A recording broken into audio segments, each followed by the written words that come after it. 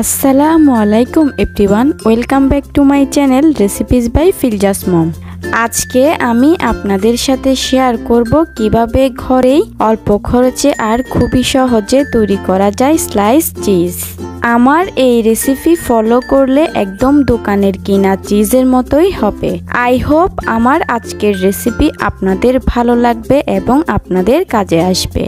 তাহলে চলুন আর কোনো কথা না বাড়িয়ে রেসিপিটি শুরু করি।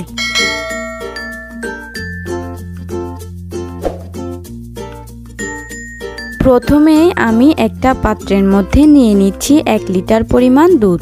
এবার চুলার আঁচটা মিডিয়াম হিটে রেখে এই দুধটাকে নেড়েচেড়ে জাল করব যেন এটা প্যানের তলায় লেগে না যায়।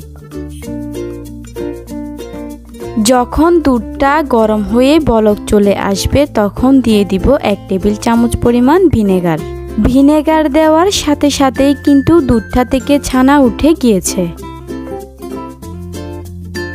এবার আমি এই ছানাকে তুলে একটা ছাঁকনিতে রেখে ঠান্ডা পানি দিয়ে ভালোভাবে ধুয়ে নেব যেন এটার ভিতর ভিনেগারের গন্ধ বা টক ভাব না থাকে।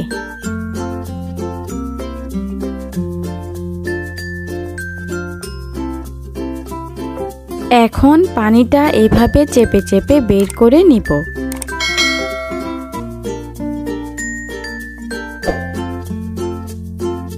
এবার একটা ব্লেন্ডারের জাগের মধ্যে ছানাটা আমি নিয়ে নিচ্ছি।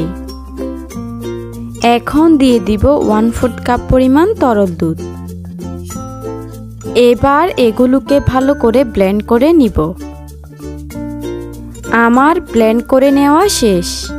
আপনারা দেখে নিশ্চয়ই বুঝতে পারছেন যে ছানাটা কিন্তু একদম স্মুথভাবে ব্লেন্ড হয়েছে। তো এটাকে এখন আমি সরিয়ে নিলাম আর এখানে নিয়ে নিলাম 1 কাপ পরিমাণে দুধ।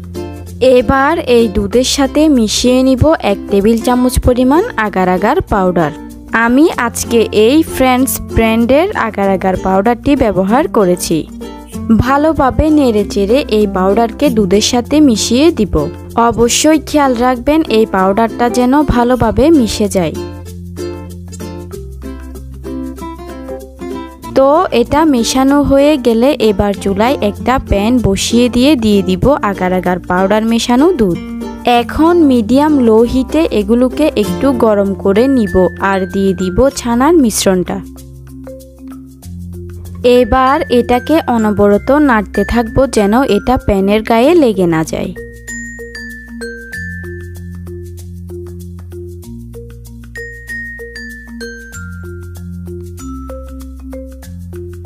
এখন দিয়ে দিব 1/4 চামচ পরিমাণ লবণ।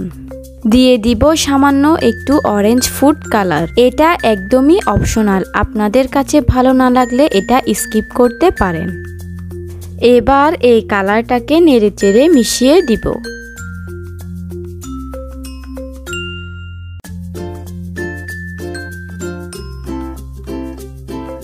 নাড়তে নাড়তে যখন দেখব ছানার এই মিশ্রণটা ঘন হয়ে গেছে তখন এটাকে চুলা থেকে নামিয়ে একটা প্লেটে ঢেলে নিব। আপনারা দেখে নিশ্চয়ই বুঝতে পারছেন এই মিশ্রণটা কতটা ঘন হয়েছে। আর এটা চুলায় তৈরি করতে সময় লেগেছে 4 থেকে 5 মিনিটের মতো। তবে আপনাদের আরও কম বা বেশি সময়ও লাগতে পারে। চিজের মিশ্রণটাকে আমি এরকম ট্রের মধ্যে ঢেলে নিচ্ছি। একটা স্প্যাচুলার সাহায্যে এরকম করে একটু সমান করে বিছিয়ে দিচ্ছি।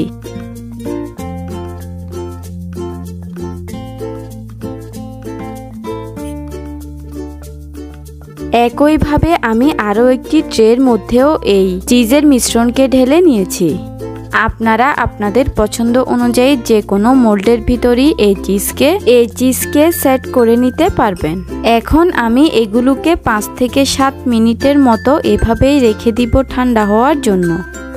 7 মিনিট পর ঠান্ডা হয়ে গেলে নর্মাল ফ্রিজে রেখে দিব 30 থেকে 40 মিনিটের মতো। 30 থেকে 40 মিনিটের মধ্যেই এটা সেট হয়ে যাবে। ফিরে এলাম ঠিক 40 মিনিট পর। দেখুন এই চিজগুলো কতটা পারফেক্টভাবে জমে গিয়েছে। এবার আমি আপনাদেরকে এই চিজগুলোকে কেটে দেখিয়ে দিচ্ছি। দেখুন এগুলো কত ইজিলি ট্রে থেকে উঠে আসছে। তৈরি হয়ে গেল হুবহু দোকানের মতো করে স্লাইস চিজ। এই স্লাইস চিজকে একটা বক্সের মধ্যে ভরে ডিপ ফ্রিজে রেখে দিলে প্রায় 1 বছর পর্যন্ত ভালো থাকে। এবার আমি আপনাদেরকে এই স্লাইস চিজ গলিয়েও দেখিয়ে দিচ্ছি। দেখুন প্যানে দেওয়ার সাথে সাথেই কিন্তু এই চিজ গলতে শুরু করেছে।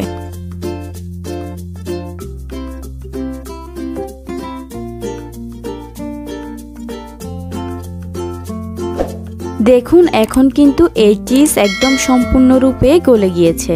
প্রিয় দর্শক, আমি আশা করছি আমার আজকের এই সহজভাবে তৈরি স্লাইস চিজের রেসিপিটি আপনাদের কাছে অনেক বেশি ভালো লেগেছে। ভালো লাগলে ভিডিওতে অবশ্যই কিন্তু একটি লাইক দিতে একদমই ভুলবেন না।